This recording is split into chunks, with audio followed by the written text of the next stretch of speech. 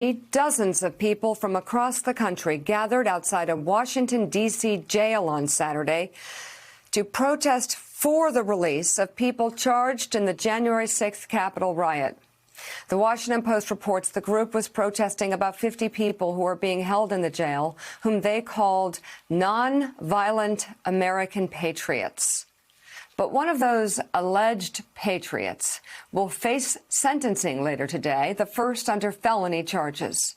Joining us now, NBC4 Washington investigative reporter Scott MacFarlane, who's covering the sentencing and plea bargaining hearings today for rioters charged for their participation in the Capitol insurrection. And Scott, today you say is going to be a really big day. Frame it out for us. It's really the perfect test case today, Mika. Paul Hodgkins of Florida faces sentencing. We could get a really good read on what others charged in the insurrection could face for their punishments after hearing Hodgkins' sentence. Here's why. The feds say Hodgkins didn't assault anyone or break anything inside the Capitol, but they say he was inside the Senate chamber with a Trump flag and, in their words, ready for the possibility of violence with a rope, goggles, and gloves. Prosecutors are going to ask a judge to sentence Hodgkins to 18 months in prison today. Let's see what the judge decides. Does the judge spare Hodgkins prison? That'll get noticed. Does the judge go higher and order more prison time? That would send a chilling message to other defendants. And I can give you a preview of what the arguments are actually going to say today at 10 a.m. We spent the weekend reading through the pre-hearing filings. Hodgkins is going to ask for leniency, saying he showed, quote, courage and strength by being among the first to plead guilty. And he's going to draw an analogy to the Civil War, to the leniency Grant showed Lee, which is an interesting choice. The feds will argue about the collective damage, Mika, the $1.4 million in damage to the property at the Capitol, the emotional and physical damage to 100-plus officers. And they're going to say this, Mika, that when he walked from the ellipse to the Capitol, Paul Hodgkins had 1.7 miles to change his mind, and he did not. Elise. Scott, Elise Jordan here. You know, this individual is one of so many who stormed the Capitol, who destroyed property, who wielded, violent weapons. Maybe not in his case, but there just doesn't seem like there's going to be much repercussions for what happened that day, and very few individuals are actually going to, serve any time for their role in it. Do you think that it's, at the end of the day, a very hard thing to prosecute?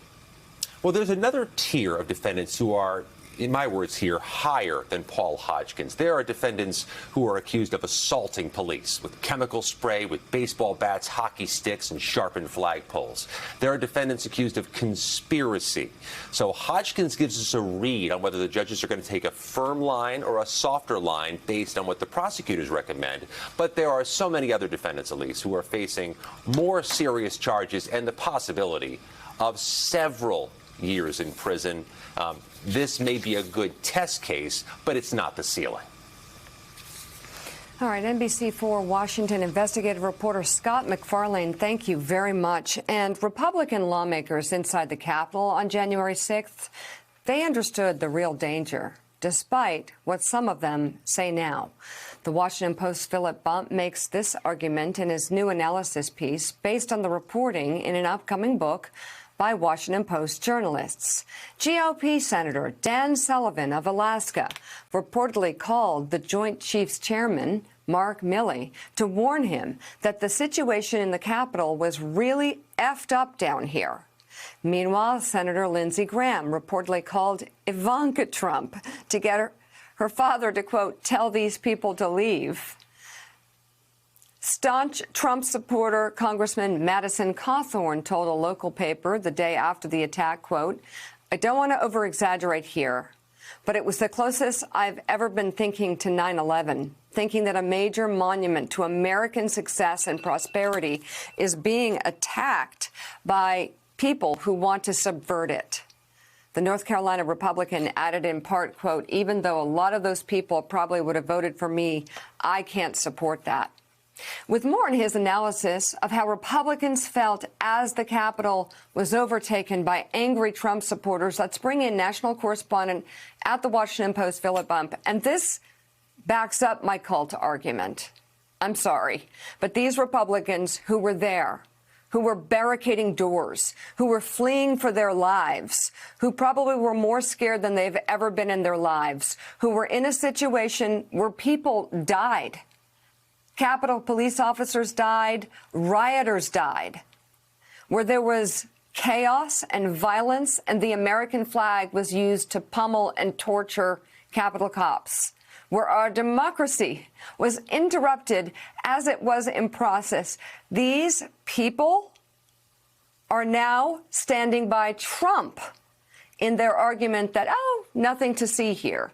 Can you tell us more about what you found in terms of Republicans who had very different reactions days later than they did in real time? Yeah, it's really quite fascinating to see, even for those who are not actively saying, oh, this was not as big a deal as it's been made out to be. There's a lot of silence as well. A lot of people who are simply not saying, here's what actually happened. And if you go back and look at the record, you know, the piece to which you refer was a combination both of new reporting from my colleagues Philip Rucker and Carol Leonnig in their new book, and, you know, old news articles like the one that you cited from Madison Cawthorn. But you have all sorts of legislators who in that moment are reacting very strongly, as one would expect, with an angry mob, you know, beating down the doors of the chamber, you know, confronting one another. Liz Cheney, you know, telling off Jim Jordan, a very strong Trump ally, saying that he was to blame for it. Mitt Romney on the Senate side doing the same to some of his colleagues, including Josh Hawley.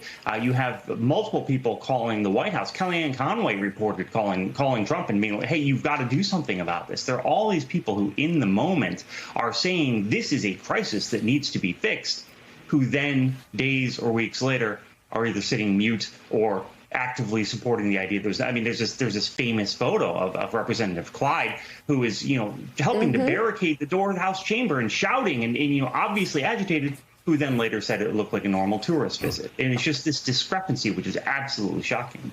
Hey, Philip, Jonathan Lemire. Perhaps the most famous example of this, of course, is GOP leader McCarthy, who was on a frenzied phone call with President Trump during the riot, saying, hey, these are your supporters, tell them to stop. The two men got into a heated back and forth exchange. And then later, of course, McCarthy sided with Trump and has started to downplay the whole thing. Speaking of McCarthy, he is going to be, we believe, announcing GOP representatives for Speaker Pelosi's select committee on the events of that day. What are you anticipating? What you're hearing? What are you reporting as to who might be on there? But more than that, if not particular names, what are the broad themes? Is this going to continue the trend? Republicans whitewashing and downplaying what happened?